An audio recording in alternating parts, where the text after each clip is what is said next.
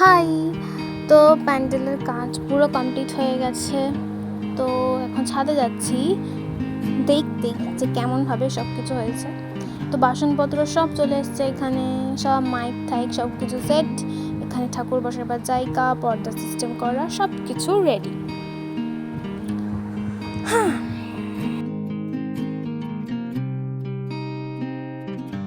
কত বড় দেখেছো, এটা কি কাজে লাগবে জানি না। এই যে আমার বাড়ির মনারা বসে আছে, সন্টি মনা। তো চলো আজকে কি রান্না হয়েছে সেটা তোমাদেরকে দেখাই। কচুর শাক রান্না হয়েছে, বেশি কিছু রান্না হয়নি, কারণ মা বাবা বাড়িতে নেই। এটুকু দায়িত্ব আমাকে দিয়ে গেছিলো যে শুধু সব কিছু বসিয়ে দিয়ে গেছে, বাস আমাকে শুধু নাড়াতে বলেছিল। আজ আর বেশি কিছু রান্না হয়নি, কারণ মা বাবা এখন বাজারে গেছে আর আমার মুখের গোটা দেখো।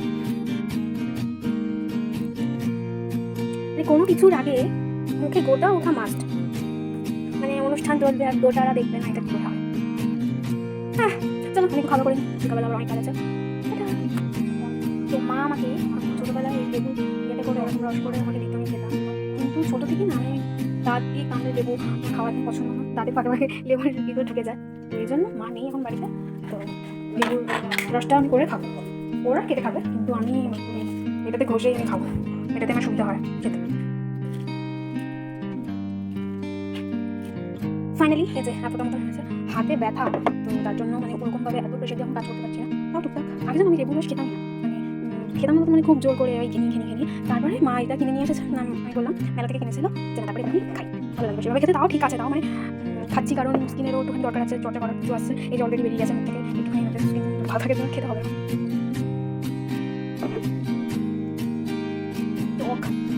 কিন্তু কিছু করার নেই, এটাই পুষ্টি, সেটা আমাকে এখন আমার শরীরের ভিতরে দিতে হবে।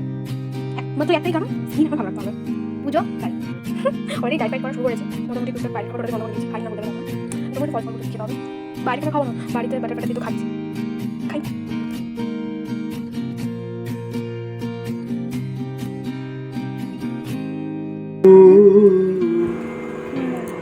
দূরে আছেন শয়ন, মন্দ মন্দ করিতেছে।